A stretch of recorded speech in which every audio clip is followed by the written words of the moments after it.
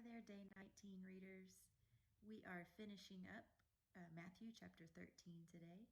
And as we were reading yesterday, we saw that Jesus was speaking in many parables. So we went through the parable of the sower and the parable of the weeds. And so today, as we start in verse 34, we're going to see another parable and a parable of the weeds explained. And so let's dig right in.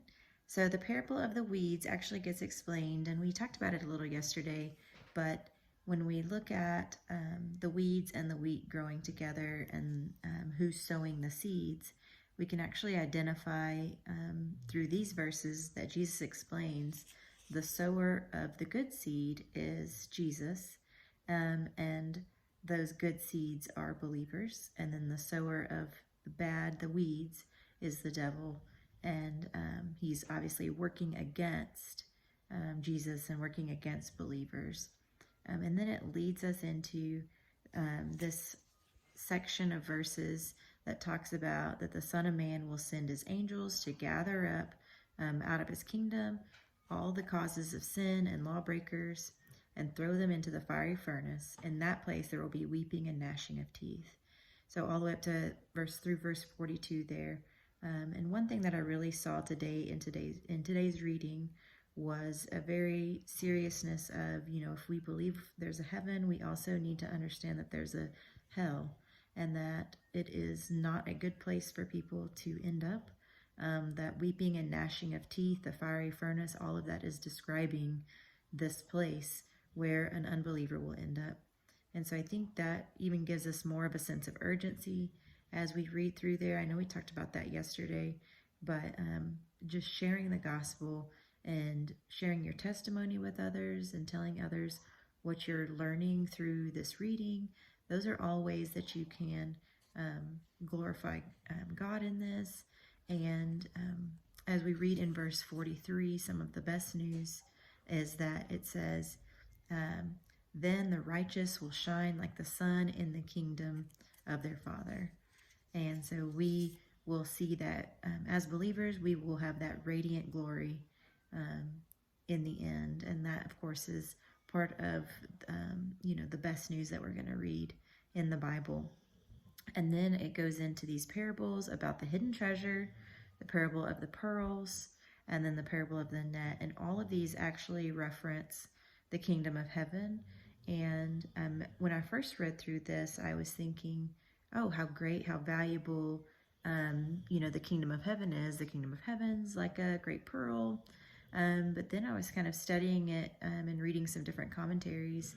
And when we look at these verses, what we realize is the man who's buying the field and the man who's buying the pearls is actually Jesus. And what a great message for us to understand that he saw the treasure, which would be us, as so valuable that he gave all that he had. He laid down his life for us. And that is the true message of the gospel and what we need to be sharing with those around us so that they can share in that glory as well. It wraps up with Jesus asking the disciples, do you finally understand now? And whether they do or not, they say they do. And then it does talk about Jesus going back to Nazareth and sharing in the synagogues, and he has his family there. And of course, hindsight's 2020 when we look at it and we say, how could they miss, that this Jesus was the Messiah and that he was this great man and how much he sacrificed for us. But when we would look at our own lives, if we have any hometown heroes, I'm sure at the time we think, how did this person get from our hometown to do something so great? Famous actors or actresses, professional football players, or some other sport. When you grow up with them in Little League, or when you grow up with them in high school and you see them every day, and then they become this really great person in maybe famous, doing great things, it's sometimes hard to accept. And so we can definitely, if we look inward, we probably will see that we can get into that same boat sometimes of accepting those around us who are close to us And that's the same thing as the siblings of Jesus and the people who grew up with him are just saying, isn't that just Joseph's son? Like, we saw him grow up, you know. So for them to really accept who he truly was, the Son of Man, the Son of God, and the ultimate sacrifice for us, was probably very difficult. And so just a little perspective there.